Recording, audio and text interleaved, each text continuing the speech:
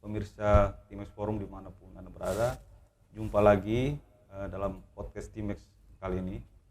Siang ini tamu kita adalah Ketua Ikatan Notaris Indonesia Provinsi NTT, Bapak Albert Wilson Ribu Korek. Selamat datang Pak Albert. Selamat siang. Selamat siang. Sehat? Sehat. Ya, hari ini kita akan bincang-bincang, kita akan banyak bertanya kepada Pak Albert, apa itu notaris, apa itu fungsi dan perannya bagi banyak keperluan kita setiap hari. Ini banyak hal yang berhubungan dengan notaris. Jadi urusan notaris itu bukan hanya urusan jual beli tanah, tetapi sudah sangat banyak urusan yang berkaitan dengan notaris. Begitu banyak kompleks perannya, sehingga tentu ada risiko-risiko juga ya, dalam kaitan dengan tugas dan fungsi penotarisan. Namun data kita menunjukkan bahwa jumlah notaris ini masih terbatas. Ya, secara nasional kita punya data sekitar 20.000 notaris yang terdata sampai saat ini. Nanti dikoreksi oleh Pak Albert. Sementara di NTT sendiri baru kurang lebih 200. Nanti sebentar dikoreksi oleh Pak Albert juga. Ini menunjukkan bahwa betapa penting dan betapa dibutuhkannya notaris-notaris dalam kepentingan urusan-urusan administrasi dan lain-lain, terutama di NTT dengan jumlah notaris yang masih sangat terbatas. Untuk itu kita akan langsung ke Pak Albert, biar Pak Albert yang menjelaskan seperti apa notaris, peran dan fungsinya di NTT, terutama di NTT. Pertama Pak Albert, kami minta Bapak Albert menjelaskan dulu bagaimana posisi notaris sesuai dengan konstitusi kita, hak, peran dan fungsinya, tugas dan fungsinya seperti apa. Silakan Pak Albert. Baik, terima kasih atas kesempatan yang diberikan kepada saya. Peran notaris ini sebenarnya sudah sejak lama. Sejak Indonesia masih dijajah Belanda, itu peran notarisnya udah ada. Pada abad ke-17 itu notaris pertama di Indonesia itu bernama Melchior Kelsem, ya. Orang Belanda sekitar tahun 1760. Dan dia menjalani profesi notaris ini pertama kali di Indonesia. Satu-satunya. Kemudian dengan diundangkannya Reglemen of Head Notaris Am Indonesia tahun 1860, diundangkanlah peraturan notaris itu, ya, dan diangkatlah notaris-notaris di beberapa tempat gitu ya. Di mana profesi notaris ini mendapat payung hukum dengan diundangkannya Reglemen of Head Notaris Am tersebut. Secara singkat bahwa profesi notaris itu dijalani sejak sejak sebelum Indonesia merdeka dan terus berkembang. Waktu itu urusannya apa saja sebelum kemerdekaan itu? Urusannya sama pada prinsipnya, yaitu membuat akta-akta yang dibutuhkan oleh masyarakat, ya, mengenai semua perjanjian, ya, kesepakatan para pihak yang dituangkan dalam akta menjadi itu akta autentik. Kemudian setelah Indonesia merdeka diundangkanlah Undang-Undang Peraturan Jabatan Notaris menggantikan reglemen yang lama tadi, ya, begitu. Saya perlu jelaskan bahwa notaris ini adalah seorang pejabat umum, ya Pak, ya. Pejabat umum yang diberikan kewenangan oleh undang-undang untuk membuat segala macam perjanjian, ya, penetapan dan apapun yang dibutuhkan oleh masyarakat yang dituangkan dalam aktanya, sepanjang kewenangan itu tidak diberikan kepada pejabat lain.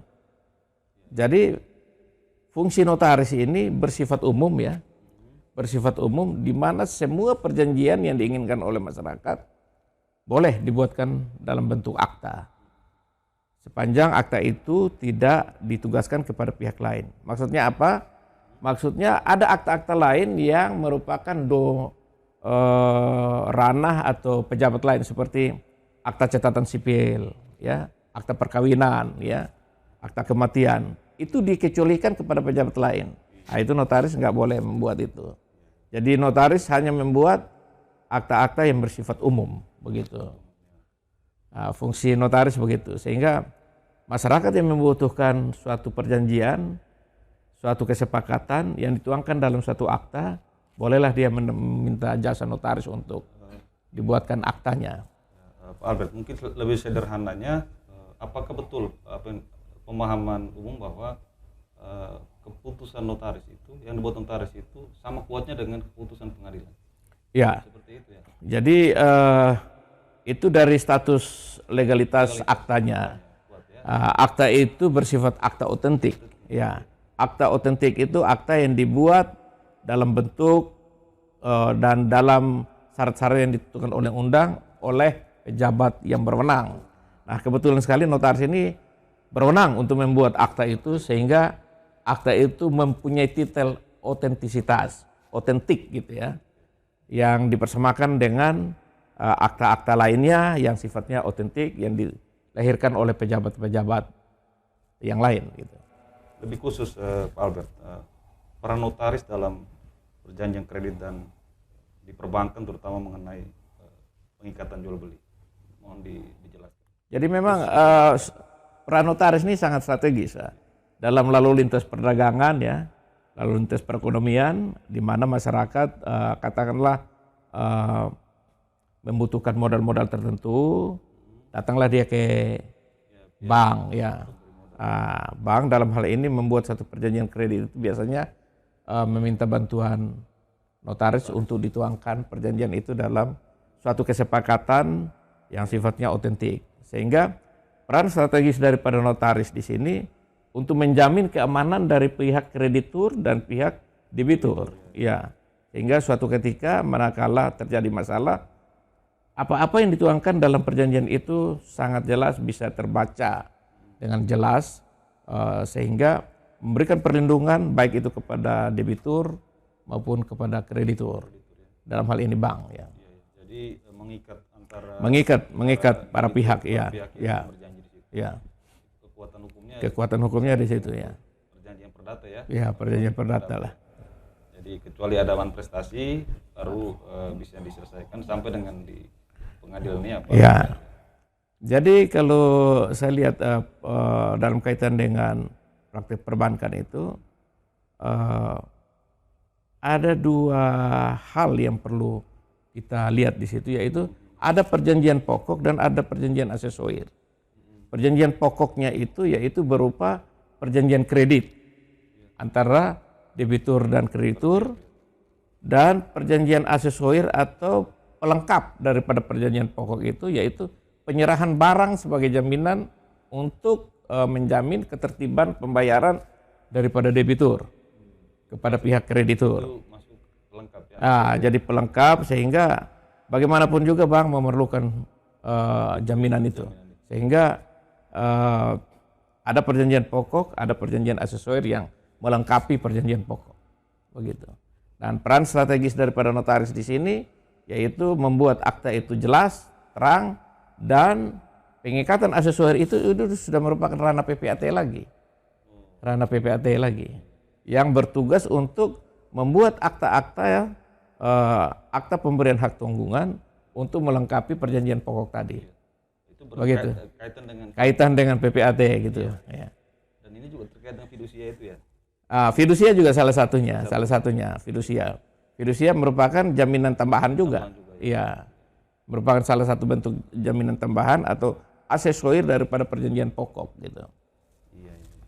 Ini sebagai ketua Ikatan Notaris ini. Ya. Albert.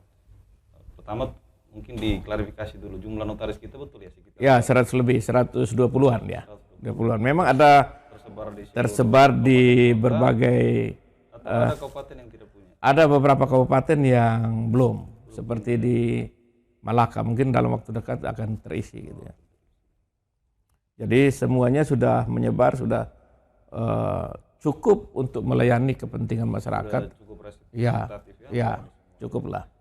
Dalam kaitan dengan tugas, peran dan fungsi notaris ini, tentu tadi kita sudah bilang ada risiko-risiko terkait dengan tugas, pokok, peran dan fungsi, tetapi juga praktek di lapangan tentu ada risiko-risiko juga. Ya. Kita bilang risiko di lapangan lah. Ya.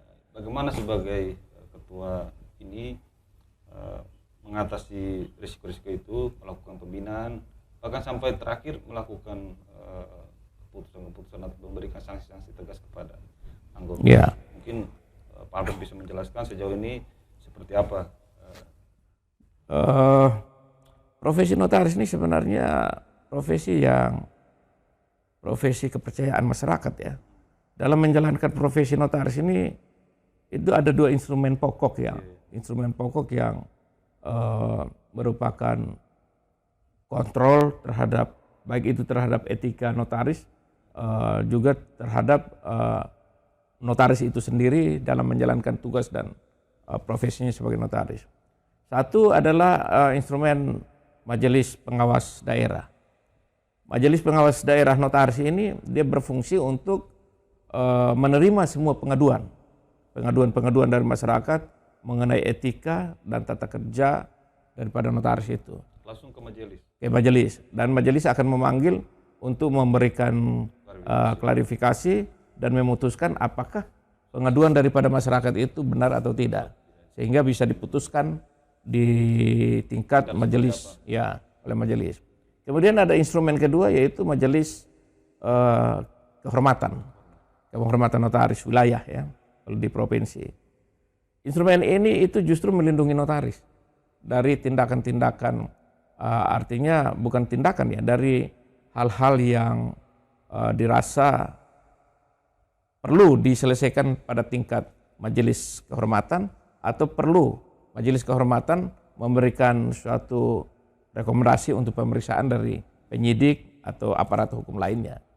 Jadi sebelum aparat hukum memanggil notaris dalam kaitan dengan akta-akta yang dibuatnya atau dalam kaitan dengan rencana penyitaan dari protokol notaris, biasanya mereka penyidik harus bersurat dulu kepada majelis kehormatan.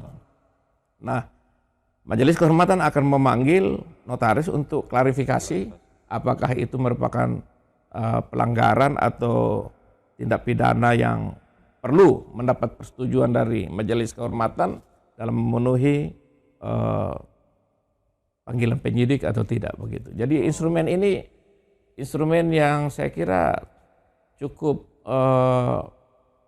memberikan ruang kepada masyarakat untuk melakukan pengeluhan, memberikan laporan kepada instansi manakala instansi dalam hal ini majelis pengawas, manakala notaris itu membuat suatu pelanggaran secara profesi, begitu. Ya, jadi sebenarnya yang melindungi notaris dalam menjalankan tugasnya majelis ini ya. Majelis ini ada dua instrumen ini. Tapi kita juga tidak bisa menafikan bahwa dalam profesi notaris ini ada banyak resiko yang dihadapi oleh notaris.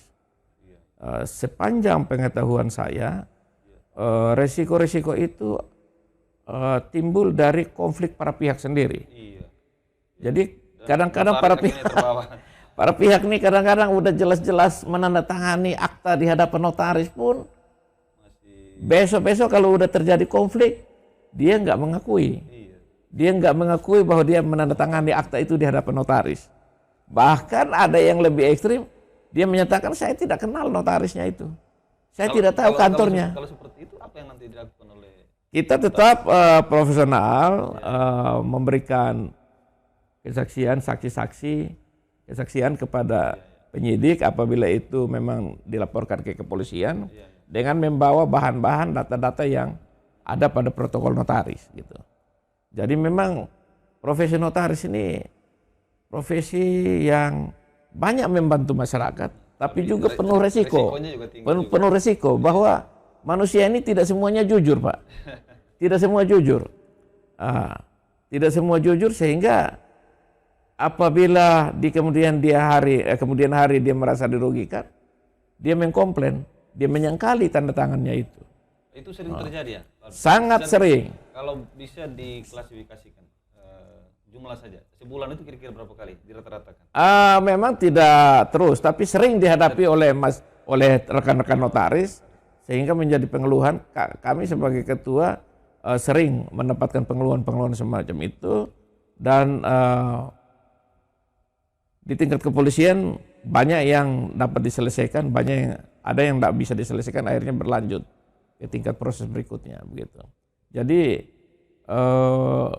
masalah yang dihadapi oleh notaris atau resiko yang dihadapi oleh notaris yaitu dari para pihak sendiri.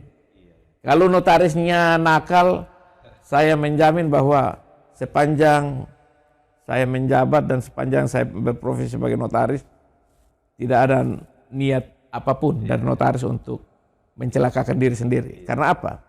Dia sangat menyadari bahwa dia menggapai profesi ini cukup panjang. Sarjana hukum, sekolah lagi, notaris, ada magang, ada persiapan kantor.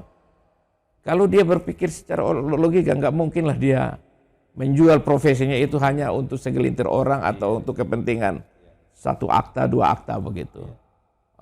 Nah ini yang menjadi masalah nih biasanya di para pihak. Para pihak terus ada lagi dia udah mengenal penasihat hukum, konsultan hukum. Jadi memanas-manasi bahwa tidak kenal notaris, menyangkal aja tanda tangannya.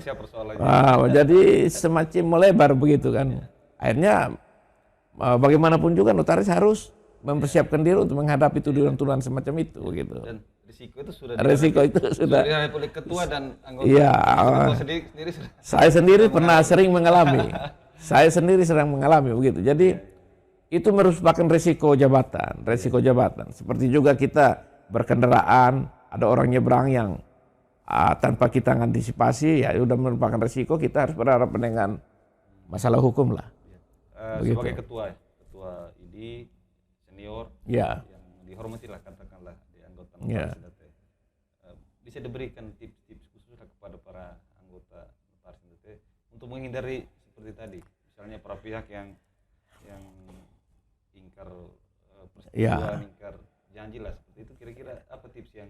Saya kira mereka udah paham dan sangat profesional, sangat paham. Anggota-anggota kami notaris pada umumnya tuh sudah sangat paham, dan intrik-intrik masyarakat itu mereka udah paham. Jadi mempersiapkan diri itu dengan secara prosedural ya, yaitu mempersiapkan aktenya, menandatangani aktanya di hadapan notaris.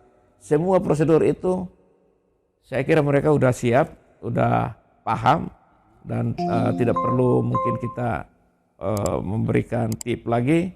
Mereka sangat paham. Dan justru trik-trik masyarakat ini yang kadang-kadang notaris baru yang belum tahu gitu. Kadang-kadang mereka mengingkari isi tanda tangan, isi aktanya, terus mereka mengatakan bahwa saya tidak kenal notaris. Itu trik-trik yang muncul dalam masyarakat begitu, yang dihadapi oleh notaris. Kalau profesionalisme mereka cukup paham. Mereka diajarkan di mata kuliah di pendidikan notaris, di magang juga, terus lalu lintas komunikasi di antara teman-teman juga. Bahkan di pertemuan-pertemuan yang kita buat itu mereka udah paham. Tata cara pembuatan akta semua mereka udah paham. Cuma masalah trik-trik yang mereka hadapi itu justru muncul dari masyarakat.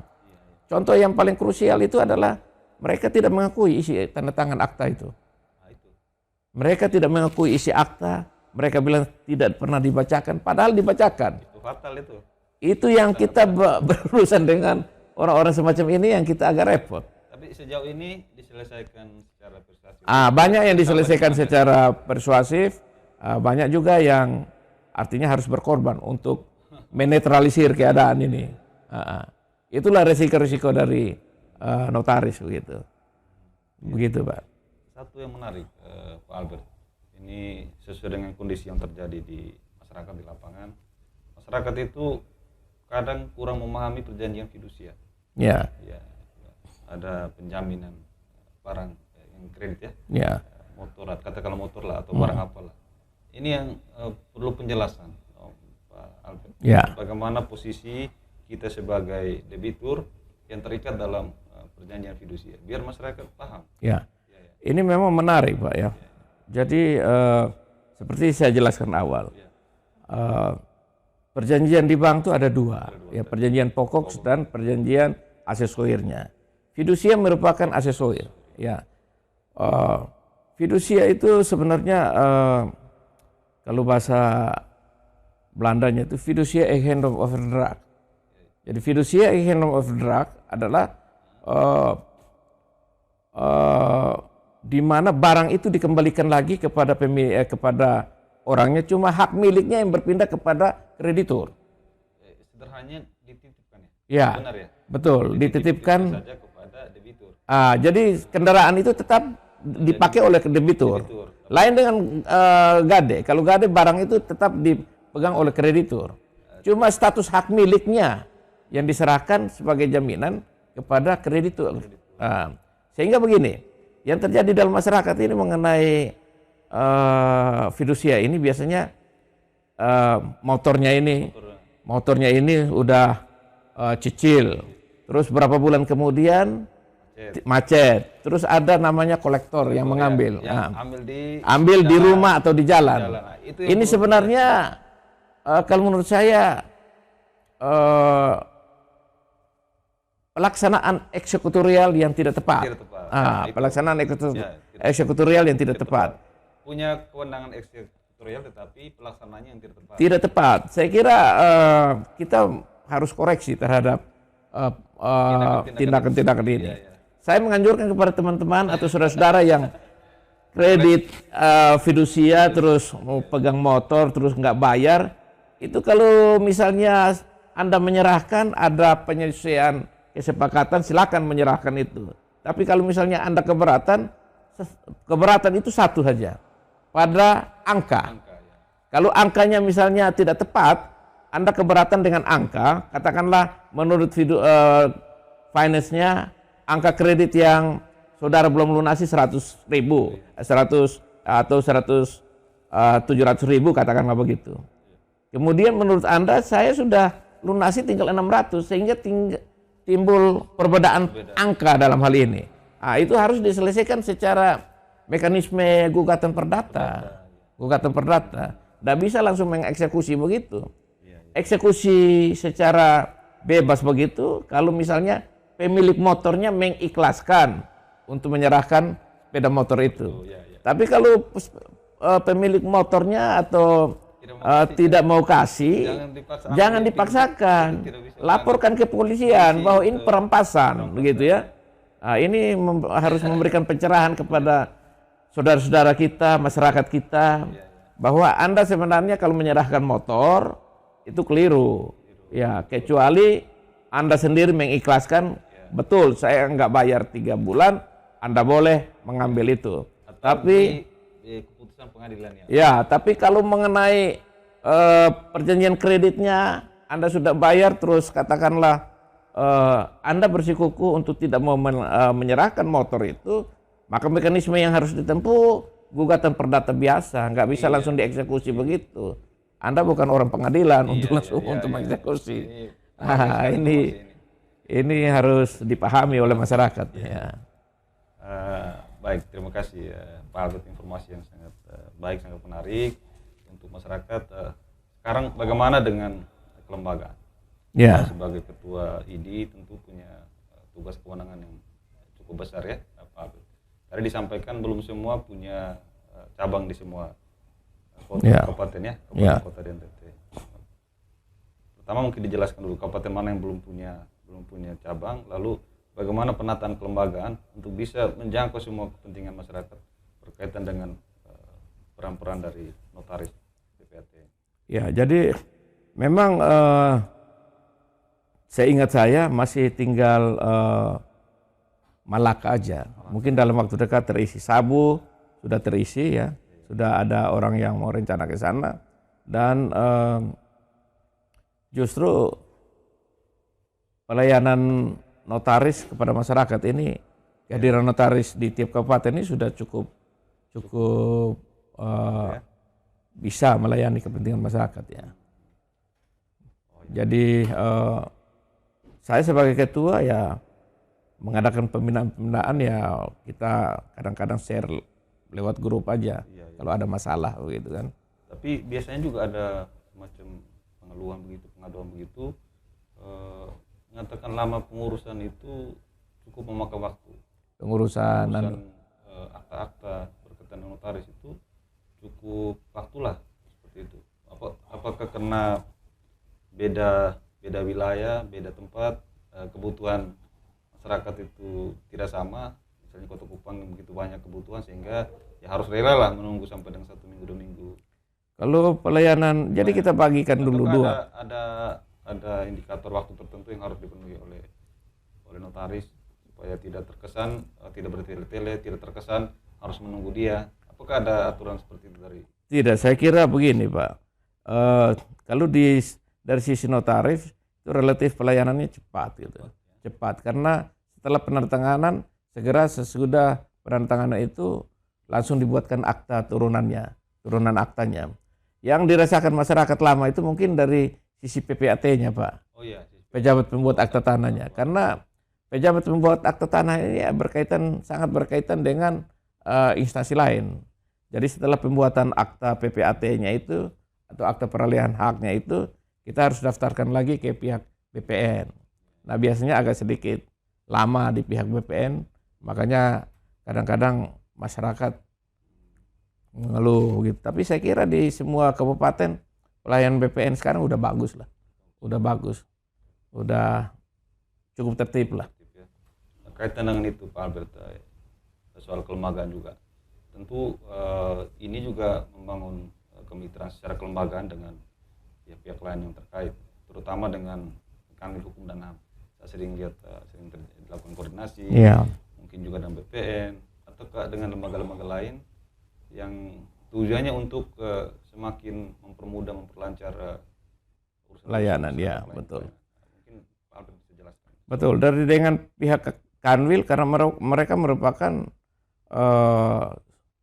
unsur dari MPD dan Majelis Kehormatan itu.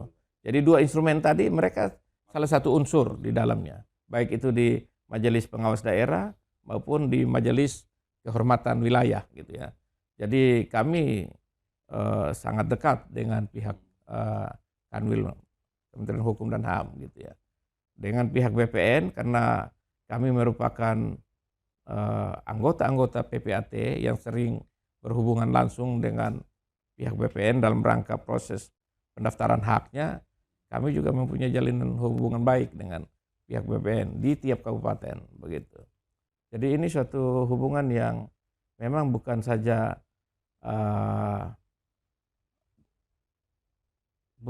diperlukan, tetapi wajib hukumnya untuk kita tetap melakukan hubungan baik dengan kedua instansi ini dalam kaitan dengan profesi kami sebagai PPAT dan juga sebagai notaris begitu. Pak Albert, kaitan dengan pemahaman masyarakat terhadap peran penting dari suatu perjanjian ya. Walaupun masyarakat itu sudah melakukan perjanjian, contoh tadi seperti dijelaskan tadi fidusia, tapi dia sendiri belum memahami atas perjanjian yang dibuat. Pertama mungkin tidak dijelaskan yang baik. Yang kedua mungkin masyarakat itu memandang tidak perlu membaca perjanjian itu. Nah, ini juga menjadi problem juga tersendiri di masyarakat. Apakah sejauh ini ID sendiri melihat ini perlu diambil suatu tindakan, perlu dilakukan sosialisasi katakanlah. Kalau itu dilakukan tentu ini sendiri tidak bisa dengan jumlah yang terbatas. Ini sendiri tidak bisa dengan jumlah yang terbatas, pasti tidak bisa melakukan dengan baik. Oke, ini sudah dipikirkan juga oleh ini sehingga masyarakat itu semakin dicerahkan, semakin tahulah tentang perjanjian-perjanjian dalam kaitan dengan urusan-urusan fidusia. Jadi begini, perjanjian fidusia ini itu perjanjian yang dilakukan oleh pihak kreditur dalam hal finance atau perbankan ya dengan debitur. Hukumnya sebenarnya wajib bagi debitur itu untuk mengetahui isi dari perjanjian itu, mencermati perjanjian itu, hak-hak dan kewajiban yang ada dalam perjanjian itu, kemudian secara komprehensif memahami juga risiko-risiko daripada perjanjian itu. Ya. Sehingga apabila debiturnya menandatangani, itu tersirat maksud bahwa dia menyetujui isi daripada perjanjian itu. Sehingga saya hanya menganjurkan kepada debitur atau orang-orang yang melakukan perjanjian fidusia itu lebih selektif dan lebih memahami isi perjanjian itu, sehingga hal-hal di kemudian hari itu tidak akan muncul ya, merupakan dampak hukum daripada perjanjian itu, seperti penarikan mobil atau penarikan motor yang sepihak oleh finance gitu ya. Dan harus berani bertanya ya. Harus bertanya saat mau tanya itu apa surat tugasnya mana, terus ya. Tidak, maksud saya saat mau tekan perjanjian itu harus minta dijelaskan dulu. Ya, dijelaskan dulu. Tapi kalau misalnya saudara teman-teman semua atau masyarakat calon debiturnya udah menandatangani, itu manifestasi atau bentuk persetujuan terhadap isi. Jadi mungkin besok-besok dia bilang saya nggak tahu isinya, ya sebenarnya agak sulit juga ya dipertanggungjawabkan. Dalil-dalil semacam itu. Albert, kita kan baru sedikit ini punya anggota notaris NTT. Ya. Sementara sarjana hukum ini kan sangat banyak. Setiap tahun ribuan sarjana hukum diwisuda menjadi sarjana hukum. Fakta ini menunjukkan bahwa minat untuk menjadi notaris itu minim. Dengan fakta ini ya, dari ribuan bahkan puluhan ribu setiap tahun menjadi sarjana hukum, tetapi notarisnya kok baru 200 sekitar itu. Albert melihat seperti apa fenomena ini? Kenapa? Apa karena terlalu mahal biaya atau apa sebenarnya menurut itu? Saya memandangnya bahwa mereka pilihan-pilihan itu merupakan bagian daripada pilihan hidup ya. Ada orang sebenarnya itu menarik ini. Ya, sebenarnya profesi ini menarik, tapi profesi ini juga penuh risiko. Seperti yang saya jelaskan tadi. Pak, bisa bayangkan kita sudah melakukan profesi ini secara prosedural, standar baku, sesuai dengan tata cara yang diamanatkan oleh undang-undang. Tapi ada juga orang yang mengingkari yang kadang-kadang bisa membawa kita kepada masalah-masalah hukum yang lebih fatal gitu. Kita tahu bahwa ya proses hukum di Indonesia ini juga kadang-kadang ada sedikit kelebihan, kelemahannya juga ada begitu ya. Sehingga profesi notaris ini di satu sisi cukup menggembirakan, tetapi di sisi lain ada ancaman-ancaman pidana yang selalu menyertai notaris dalam menjalankan profesinya ini. Sehingga kalau misalnya banyak yang nggak tertarik, mungkin pilihan hidup ya. Tapi kalau misalnya dari sisi biaya, saya kira juga relatif ya. Relatif. Saya kira kalau dari segi biaya kan itu juga nggak sekaligus dicicil gitu per semester. Jadi kalau saya lihat fenomena ini fenomena pilihan lah, pilihan hidup lah, pilihan hidup orang yang mau jadi notaris atau tidak. Kalau begitu, Pak Albert motivasi dong kepada para sarjana hukum. Kalau saya melihat kayak adik-adik saya ini, kalau ada yang tertarik untuk menjalani profesi notaris, silakan. Ada di Indonesia ini udah banyak kok program-program studi notaris yang dibuka. Di Surabaya ada Universitas Narotama, ada Ubaya, ada Airlangga, ada Universitas Merdeka, Universitas Brawijaya Malang. Banyak pilihan ya. Saya kira kalau khusus dari adik-adik saya dari Undana, dari Kupang, saya kira nggak kalah juga apa kualitasnya, bisa bersaing dan bisa tes dan bisa masuk, saya yakin bisa gitu. Jadi untuk menjalani pendidikan ini sangat-sangat terbuka, tinggal mau atau tidak begitu. Ya, kalau misalnya melamar kerja di mana-mana agak sedikit mengalami kesulitan, cobalah profesi notaris ini ya. Siapa tahu bisa lulus, bisa menjalani profesi ini di daerah, di tempat Anda, di kabupaten, dan di kabupaten ini masih sangat-sangat terbuka gitu. Sehingga ya di samping itu juga membantu pemerintah untuk mengurangi pengangguran lah. Ya begitu. Mungkin garis besarnya itu gitu. Menarik sekali Pak Albert. Bincang-bincang kita pada kesempatan ini, yang disampaikan Pak Albert tentu sangat menarik dan sangat penting untuk diketahui oleh masyarakat. masyarakat terutama yang melakukan perjanjian-perjanjian Ya. sedang berjalan perjanjian-perjanjian. Mungkin kita sudah di penghujung bincang-bincang kita, Ya. Pak Albert. Kesempatan kami berikan untuk Pak Albert menyampaikan closing statement kepada masyarakat.